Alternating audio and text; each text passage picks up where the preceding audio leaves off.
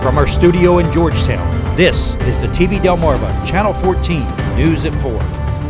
Good day, Delmarva. Reporter Rob Petrie here for TV Delmarva Channel 14 News. Straight ahead, Kim Petters has officially filed to run for Delaware State Senate. Attorney General candidate Chuck Welch has released a detailed plan to combat violent crime here in Delaware, and the Delaware Heritage Commission honors the late Supreme Court Justice Randy J. Holland. These stories and more on the way, but weather first with Hunter Alton.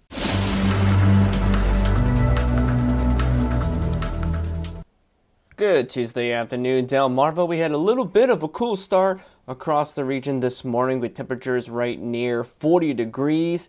But now, as we head into the afternoon hours, taking a live look outside of TV Delmarva Studios here in Georgetown, Delaware, we're starting to see the sunshine once again. We have a couple of some high, thin cirrus clouds out there, and some definitely more milder temperatures too. Currently 63 degrees here in Georgetown. Take a look at some satellite and radar. You can see that northwesterly flow over across areas of the mid-Atlantic states, bringing in those clouds, and those clouds will actually be on the increase throughout much of the overnight hours. Take a look further south over towards the Gulf Coast states. We are monitoring a storm system out there that's creating a severe weather outbreak for areas of Louisiana, Mississippi, and then eventually into Alabama. This is going to be the same storm system that will move into the region late tomorrow into Thursday, giving us some rain chances, but at least the good news is it will not be bringing the severe weather along with it. Let's take a peek at those temperatures elsewhere on Delmarva at this hour. Nice and toasty warm, 68 degrees for Salisbury, 65 for Pocomoke City. Definitely noticeably cooler in Ocean City at 51 degrees with that onshore breeze and those cooler water temperatures. Further west, 65 for Easton, 62 for Centreville, 61 for Dover and Newark, and currently 62 degrees all the way up north in Wilmington.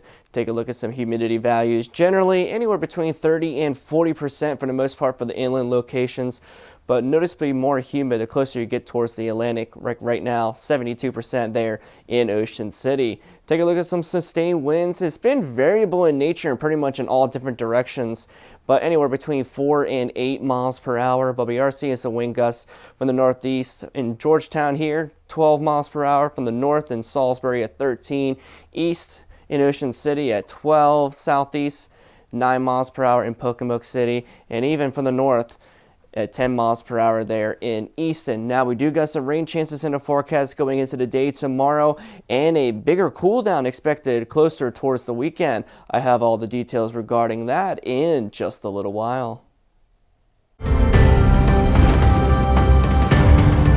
Delaware veteran and parents' rights advocate Kim Petters has officially filed to run for state senate.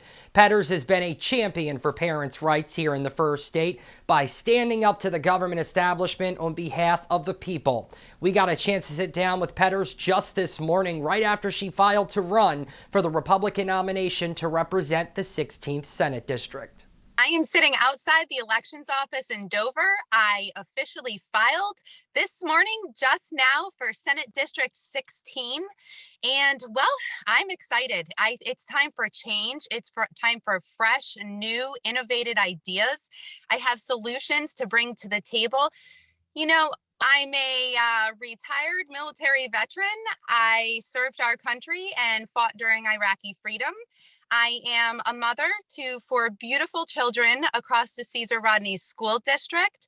I have been a voice for the parents. I have been a voice for veterans. I have spoken out against unconstitutional gun laws. I am also the president of our state's largest, most active women's Second Amendment supporting group. And I mean, that barely scratches the surface. I've been involved in quite a bit, and I'm ready. It's time for fresh new blood. People should support me because I'm not just another career politician. I am one of you. I am among this community, living this life. My children actually do attend these schools. I understand what it's like to be a middle-class Delawarean, and I am here to help you. Attorney General candidate Chuck Welch has released a detailed plan to combat violent crime here in Delaware. The multifaceted plan released Monday would bring law enforcement, prosecutors, and community leaders together to seriously begin making crime illegal again here in Delaware. We got a chance to sit down with Welch just this afternoon, where he gave us a rundown of the plan and how it would help keep Delawareans safe. The amount of violent crime in the state has skyrocketed over the last few years. And this is not a problem that's just emerged. I mean, basically, politicians have been talking about this problem since like 2016. I remember the gubernatorial debates. It was like one of the top issues. Last time it was a big issue. And the amount of violence has just continued to rise. In fact, in Wilmington last year, more people were killed in the city of Wilmington through shooting homicides than ever in the city of Wilmington. It is seen as one of the most dangerous cities in the entire United States. And so something has to be done. And so what I do, like I tell people, I know a lot of people, both Republicans and Democrats, that are experts in different areas. I'm a person that I have a lot of these contacts. And so what I did is I got a bunch of people together. I mean, because I'm not like this grand wizard person that understands everything and sits down and does it all by myself. I'm an individual that says, okay, here's a problem. Here's what we got to do. And let's find the right people to implement it. So what I did is I went and I got a group of people together, made a policy committee, and we came up with this plan. And it deals with the violence in Delaware and how to reduce it. And amazingly enough, back in 2015, the Centers for Disease Control went ahead and released a report talking about violence in Delaware. And so I read through that report, and yet I don't think really hardly anything's been implemented on it. And we use that as our cornerstone or a basis, and that's how we came up with the plan. There's three major components, as you talked about in the initiative. One is the investigation component. And really what it is, it's just a comprehensive effort getting all the justice partners, as I call them, across the state involved. And that includes all the police departments. The Attorney General's office itself has close to 50 investigators. And so get everybody together in a collaborative effort, including the feds, in investigating these matters. The other part is the prosecution component, and that is we're going to have a special unit put together with experienced prosecutors. And what they're going to do is they're going to focus on these crimes and pretty much these crimes alone. We're going to be going to trial. Okay, they're going to be told, you know, if you're a violent criminal, if you're shooting people, we find you involved in a lot of gun crime, you're going to jail. And we're going after the lead charges. No more sweetheart deals. No more of these, you know, we're going to go ahead.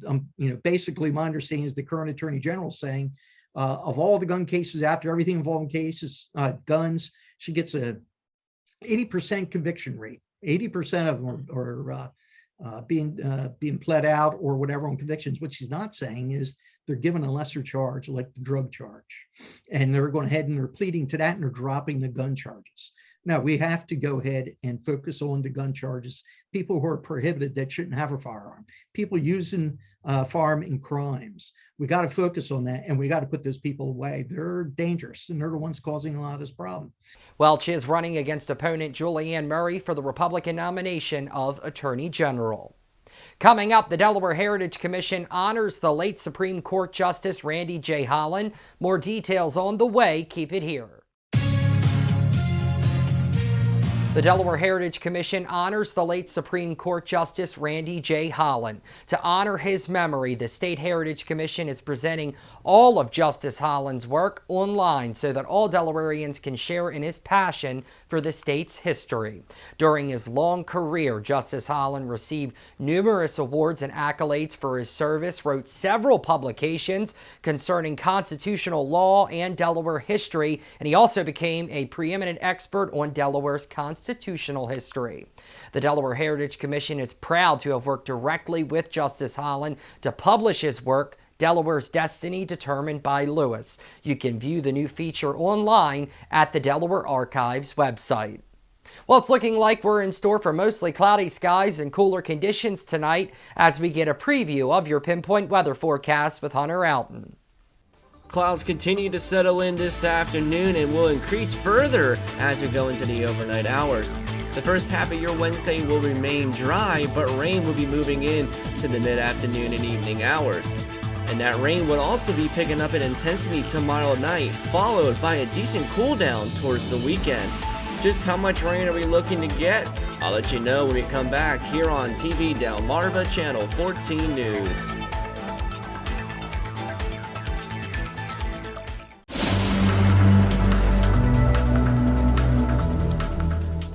Even though we got some rain chances in the forecast going into the day on Wednesday, during the overnight hours tonight, it's still going to be relatively dry, but we are going to be increasing those clouds with mostly cloudy skies, nice comfortable temperatures for the most part, 42 to 46 degrees with some light winds from the southeast at about 5 miles per hour. Take a look at Futurecast, rest of the overnight hours into the day on Wednesday. This is 8 o'clock this evening. We got plenty of cloud cover across areas of Delmarva, temperatures in the upper 40s to low 50s for the most part, and definitely noticeably cooler along those Atlantic coasts like in Ocean City, 47 degrees at 8 o'clock this evening.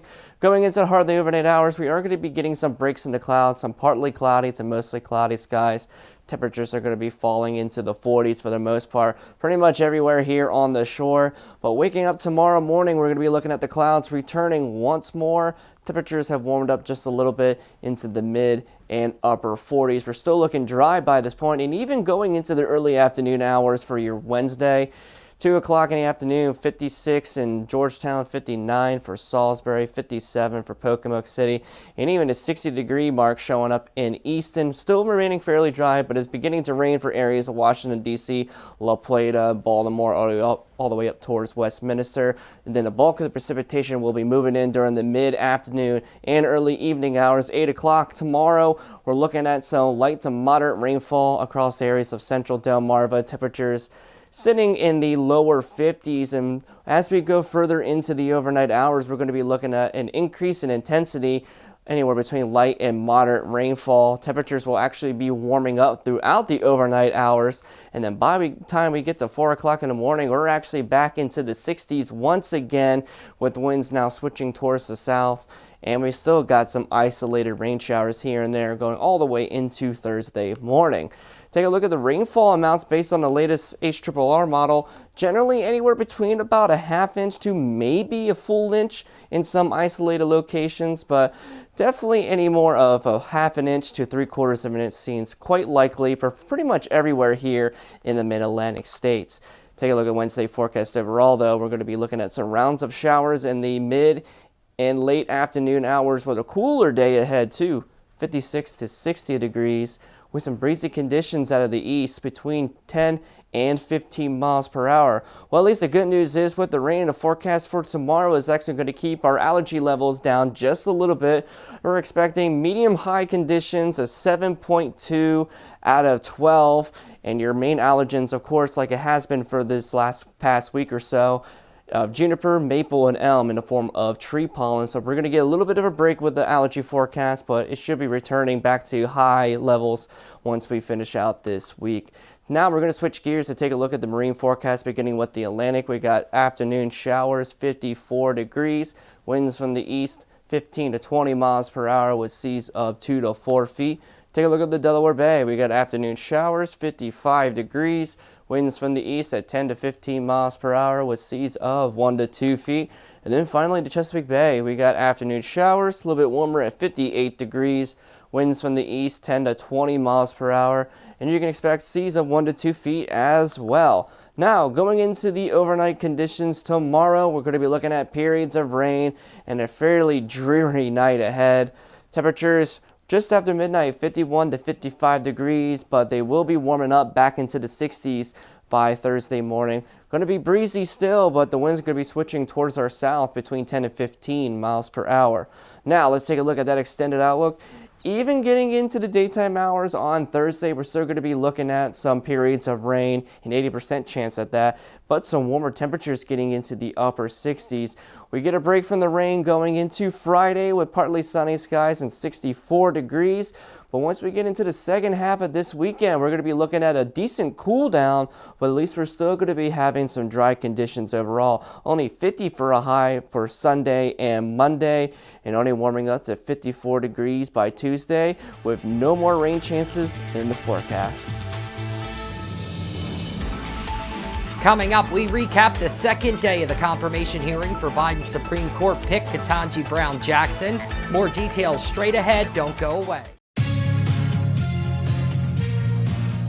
In the second day of confirmation hearings for President Biden's Supreme Court nominee Ketanji Brown Jackson, the would-be justice was grilled by lawmakers over a host of issues. Jackson was questioned over her positions on the Second Amendment, abortion, and on her record as a judge as it pertains to sentencing convicted pedophiles. The prospective justice also refused to answer questions on her stance on potential court packing or adding more seats to the Supreme Court. That's a proposal that has been floated around by Democrats after the court's most recent appointments under Trump that resulted in the court having a conservative majority. Jackson was a private attorney at 4 elite law firms and served as a federal district court judge for 8 years. 3 Republicans voted for her in the past to be confirmed to the U.S. Court of Appeals for the D.C. Circuit. They include Lisa Murkowski of Alaska, Susan Collins of Maine, and Lindsey Graham of South Carolina. Weather Classroom is sponsored by No Nonsense Office Machines, committed to providing quality products and services with over 15 years of experience here in Sussex County.